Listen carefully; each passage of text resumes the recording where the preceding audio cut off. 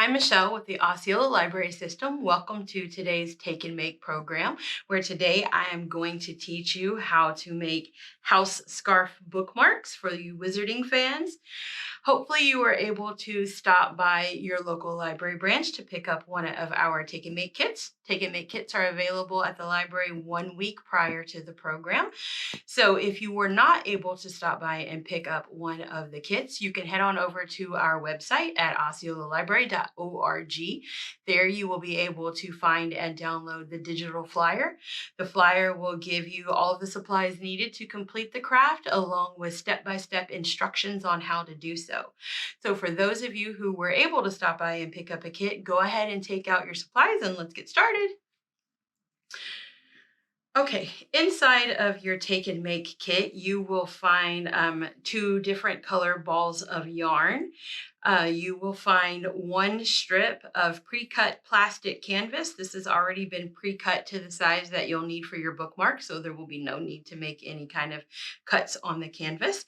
And you will also find one of the plastic needles that you will need in order to sew your yarn onto your bookmark. Not in the kit is going to be a pair of scissors, which you'll just need to trim up the edges of your yarn and cut the length of the yarn that you'll need. Now, to get started, it doesn't matter which end of the plastic canvas you start on. Starting on either side is going to get you the same result. Today, I am working on the black and gold bookmark. This one is the one that I'm going to be completing for you here today. So for this one, I'm going to start on this end. You're going to need to take your needle and poke it through the second line. For those of you who already work in needlework, this should be pretty easy for you. But you're going to start in the second row of squares, and you're going to be slanting down to the bottom row of squares. So you're going to pull your needle through. Do not pull all of the thread through. You're going to want to keep a very small amount on the back and just hold it together slightly with your fingertip. This will keep your thread secure as you continue sewing throughout the bookmark. You're going to slant diagonally down to the right. So put it in that square. These needles are a little tiny big, so it might just take a little effort to pull it through. So that is your first stitch. And now you're going to continue that for the 5 full stitches that are going to go in across the bottom of the bookmark.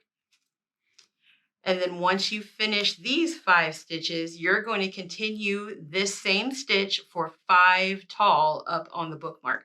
And then you're going to skip 5. You're going to make a pattern to where we're going to sew 5 in a row, 5 long, and then you're going to skip 5 and do 5 more, skip 5 and do 5 more.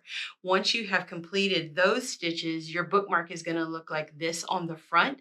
You'll have gold at one end. You will have black down at the bottom. It'll be clear at the bottom for right now. If you turn this over, you'll see where you finished your first 5 rows and you skipped up to start your next 5. There's no need to end it and start again.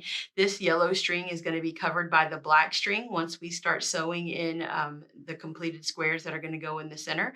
But you will notice that it'll just bounce from side to side as you're going all the way down. This should not take a lot of yarn for you to complete. So once you've got all 5 blocks of the yellow squares inside, you're going to switch your yarn on your needle, and then you're going to do the exact same stitch, sewing in each individual stitch for the black. You'll end up having 5 black squares and 5 yellow squares. Once you've got those sewn in, the bulk of your bookmark will be created, and the next thing to do is going to be to overlap the stitching on the outside to create the outside edges. So I'm going to reload my needle here for you and quickly show you how to complete that stitch. All right, these needles have nice big eyes on them, so they should be fairly easy for you to thread. This does not require a lot of thread either, so a good length, maybe about 2 feet. And then you're going to cut that off and set that yarn to the side. Same With this one, you're going to want to keep a little bit of a tail of your yarn to hide in the back.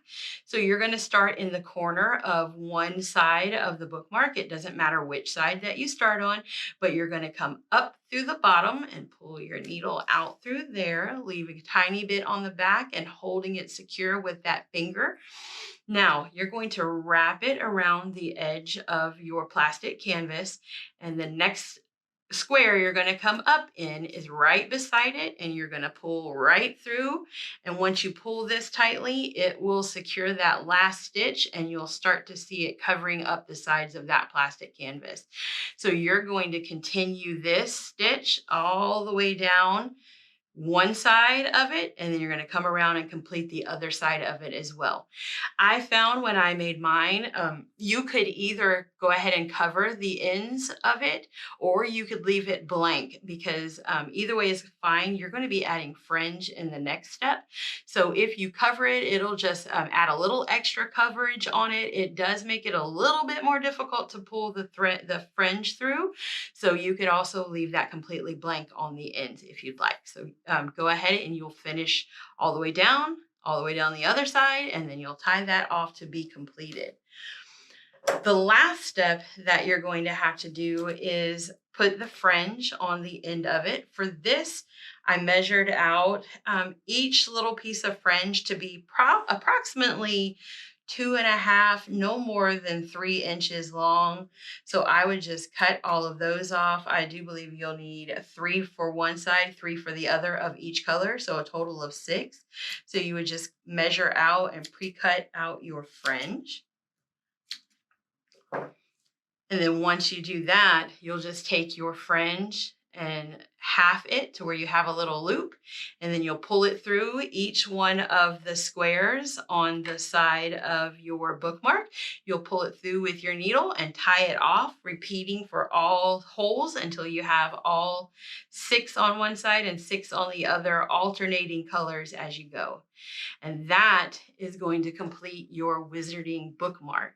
So in the kits, there were multiple colors, so you could have had a different house color than I had to use for the example today. Each one of them will be stitched the exact same. They will all turn out just as cute.